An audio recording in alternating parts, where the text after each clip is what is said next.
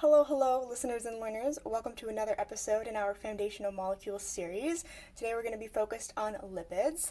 So, overall, the lipids are a really diverse group. Compared to proteins and carbohydrates, nucleic acids, they're kind of the weird ones. Firstly, they aren't technically polymers, but oftentimes when we're talking about biomolecules, they're grouped in around the same time just because it makes sense to talk about them that way. But something to keep in mind. All lipids are water-insoluble hydrocarbons. So we're going to break down the discussion of lipids into a couple of big groups, starting off with triglycerides. You'll also hear triglycerides referred to as fats or oils, fats being triglycerides that are solid at room temp, and oils are triglycerides that are liquid at room temp.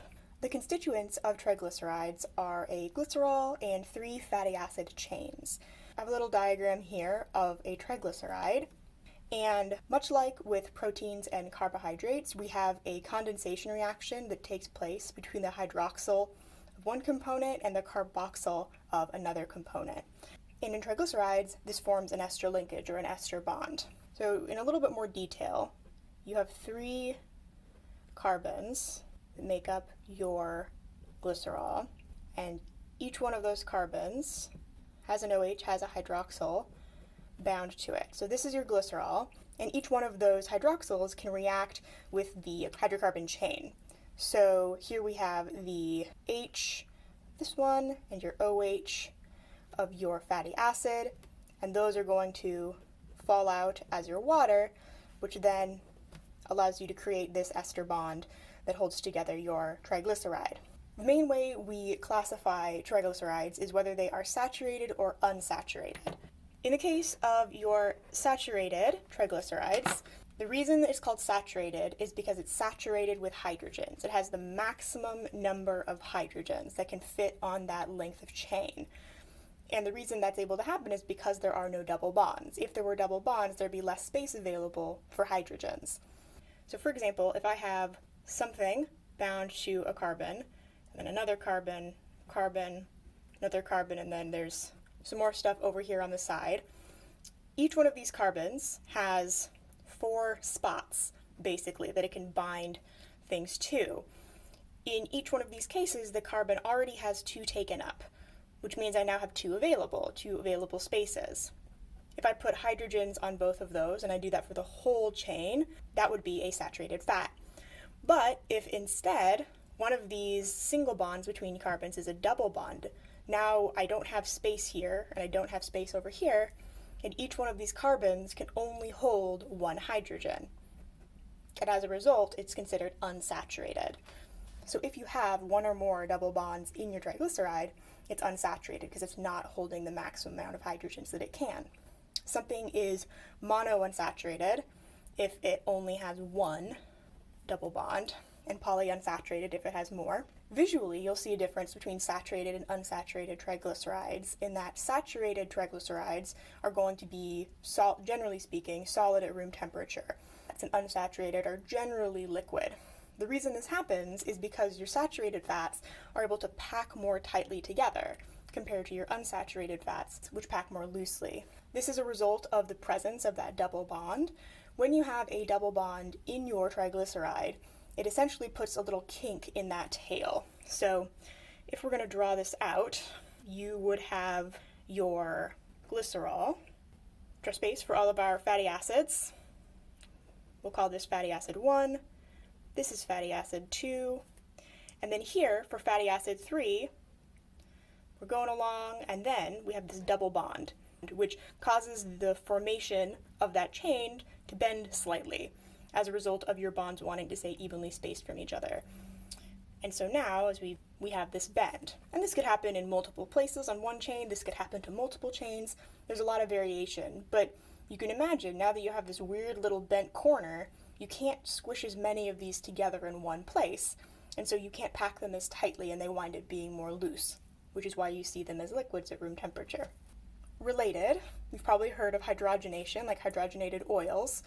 That process is referring to the synthetic breaking of one of these double bonds and introducing another hydrogen, hydrogenating your molecule, which then makes it more stable at room temperature. Because now you only have a single bond, it's now saturated because you have your maximum number of hydrogens, and it's going to have slightly different textural properties, which is why you might see that in food. Our next group of lipids is phospholipids. The structure of phospholipids is very, very similar to that of triglycerides. You have a glycerol head, which is what we have here in our little diagram, and we have 2 fatty acids instead of 3, and where in a triglyceride we had an additional 3rd fatty acid, in the case of your phospholipids, you're going to have a phosphate group. So because of the presence of this phosphate group, your phospholipid is now polar at this head. It still has these 2 long fatty acid tails, these 2 long hydrocarbon chains. So this portion of your molecule is all going to be nonpolar, whereas the head of the molecule with the phosphate group is polar because it has this phosphate group. So you may remember this from our chem review, but this trait is called being amphipathic, where it has this nonpolar tail and this polar head. And because of this, this means that phospholipids can be used to form a phospholipid bilayer. So we'll talk about this in a bit more detail once we start talking more about cells. But in summary, this is the result of those polar and nonpolar interactions. So if I have a phospholipid, I have my glycerol and phosphate head, and then I have my 2 fatty acid tails. This portion is going to be hydrophobic, and the head is going to be hydrophilic. If I introduce a whole series of these phospholipids into an aqueous solution, these hydrophobic tails are going to do their very, very best to get out of the way of that water, of that polar solution. And similarly, they will be attracted to other hydrophobic, nonpolar components in that solution.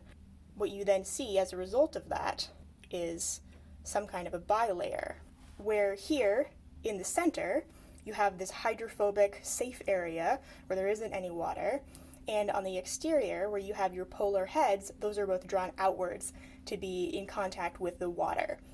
You can see this in the form of a membrane, like a cell membrane or micelles, if this overall bilayer is encapsulating something. But the phospholipid bilayer has a lot of applications in biology that we'll get more into later.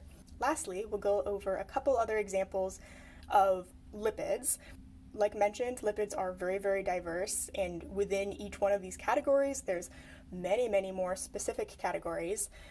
You will likely see steroids come up. These are lipids that have a 4-carbon ring system. So altogether, there are 4 carbon rings.